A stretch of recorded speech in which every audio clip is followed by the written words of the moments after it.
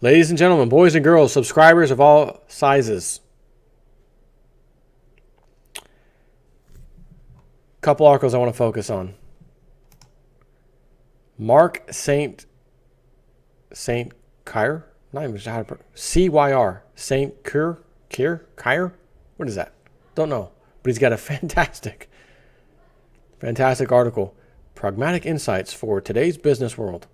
Did the Fed just experience a margin call moment, he says.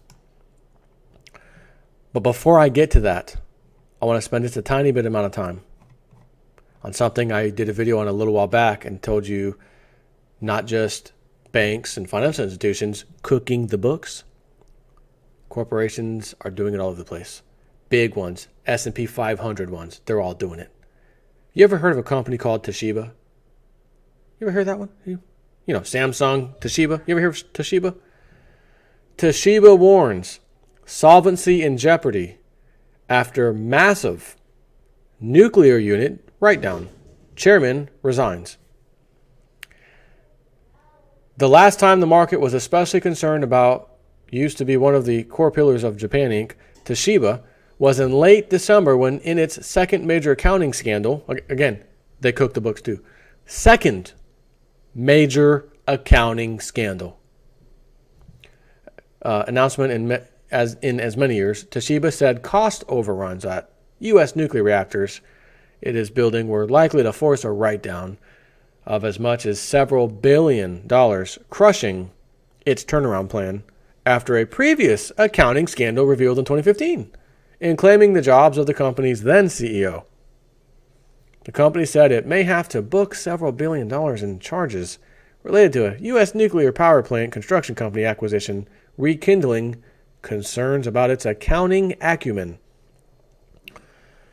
Fast forward to Tuesday when Toshiba confirmed that it wasn't kidding. It said that a 712 billion yen, or $6.3 billion US dollar, impairment charge on its nuclear operations will lead to a approximately $4 billion net loss for the 9 months through December.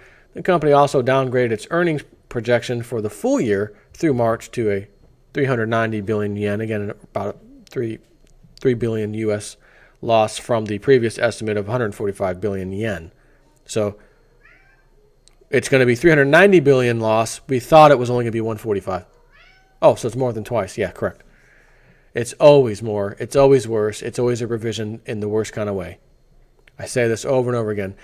Is Toshiba a mom and pop shop or a huge global corporation that got caught in 2 accounting scandals and now they've got to deal with some problems? And it was, quote unquote, worse than we thought.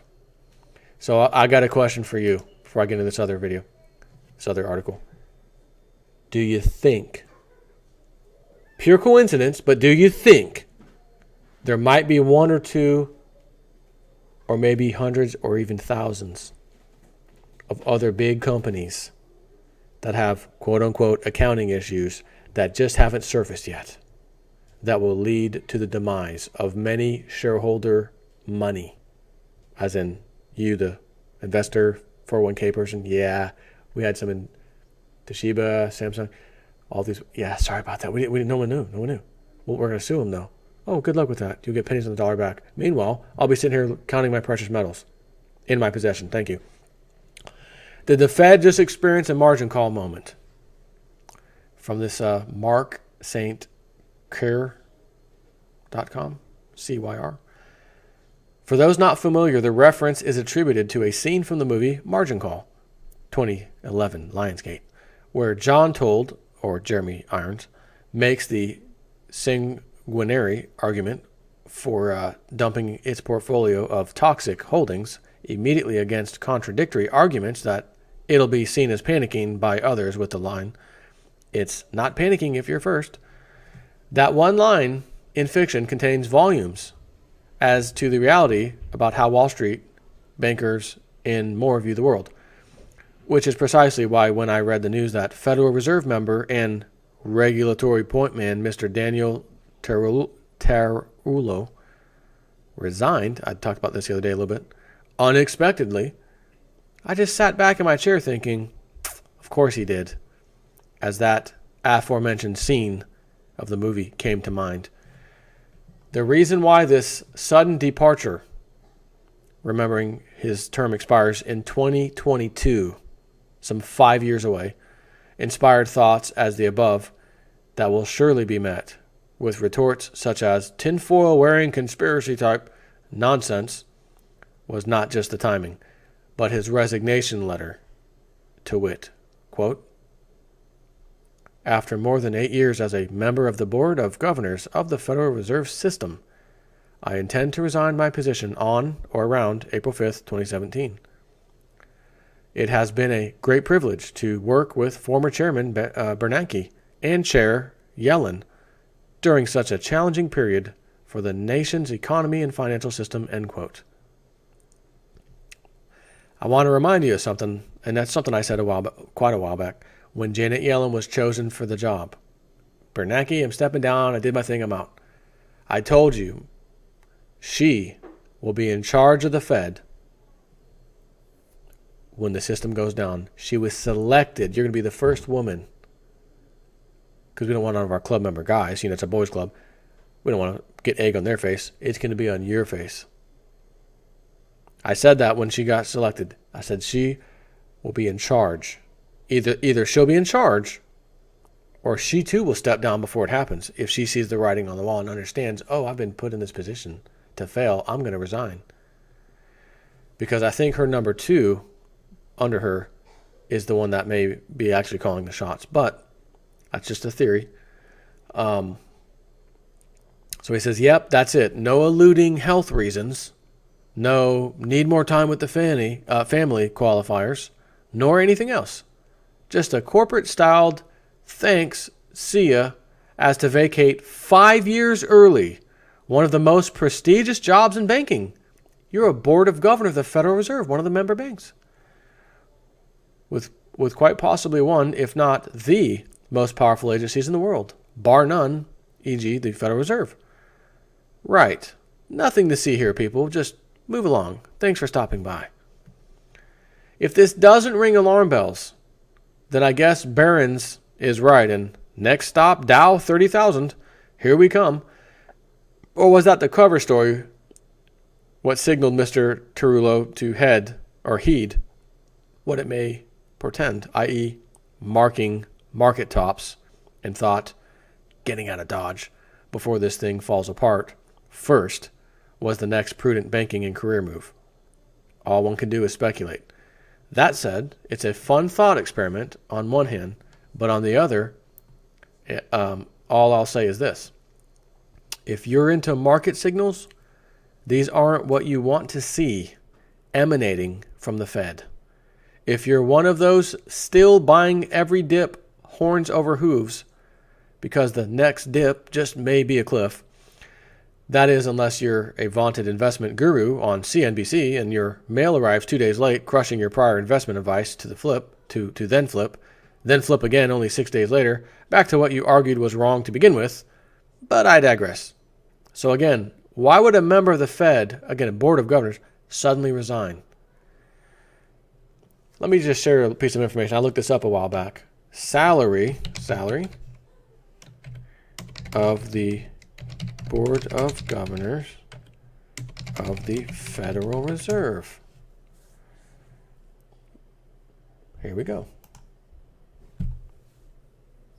This is from 2009.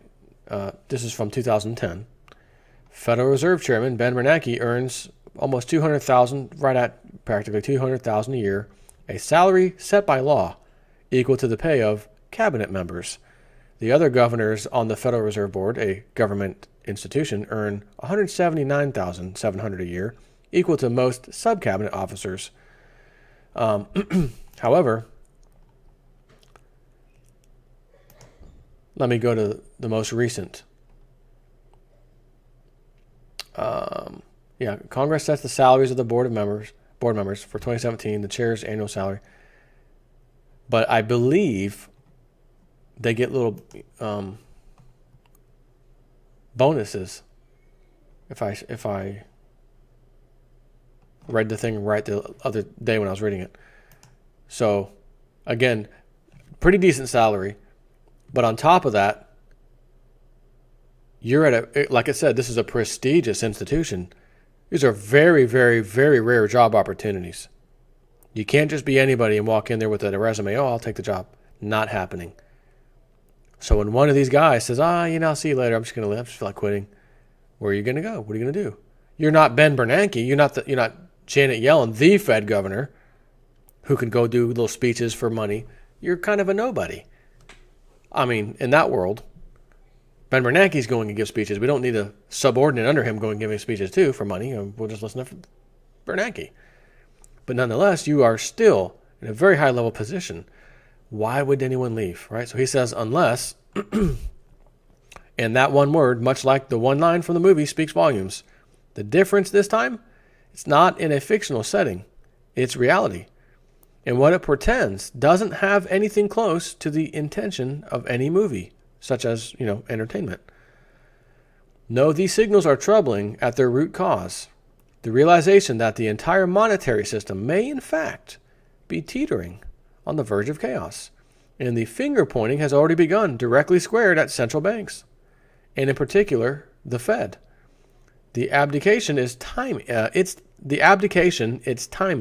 along with its terse reasoning, reinforces the argument that things are not as great or under control as the powers that be, like central bankers, would have one believe, especially from an institution that is supposedly hell-bent on making sure signaling or policy interpretations are delivered in a manner as to not be misconstrued. From the outside looking in, it would appear either someone didn't get that memo or didn't care. The only thing more concerning is if they did and still didn't care. Again, there seems to be far more to this resignation by the very manner in which it was brought forth. And that's not an interpretation problem for others to overcome. No, that's a problem of interpreting at face value anything now emanating from the Fed, period.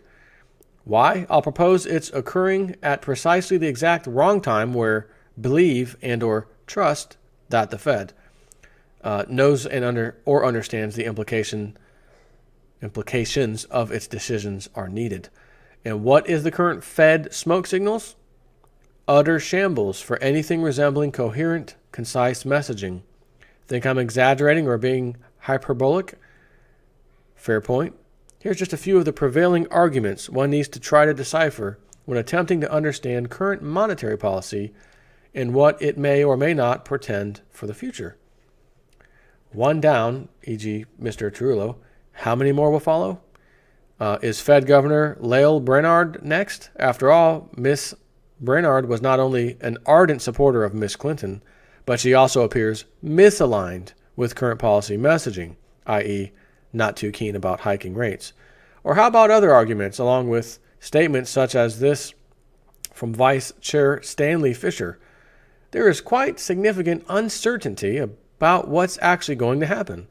I don't think anyone quite knows, he said, when responding to a question about future fiscal policy which may or may not be forthcoming in the U.S.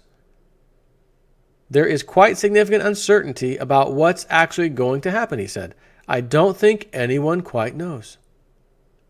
Boy, that's reassuring. Hey, listen, there's a bomb. You got the bomb squad in there. Which wire are they going to cut?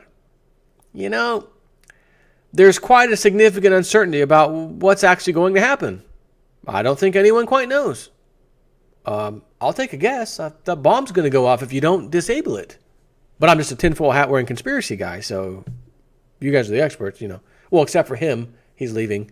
And that one, he's probably leaving right afterwards. You're going to get out of Dodge before the bomb blows up. I get it. Oh, got it. So he says, to me, the real trouble was what followed when he said, at the moment, we are going strictly according to what we see as our responsibility according to law.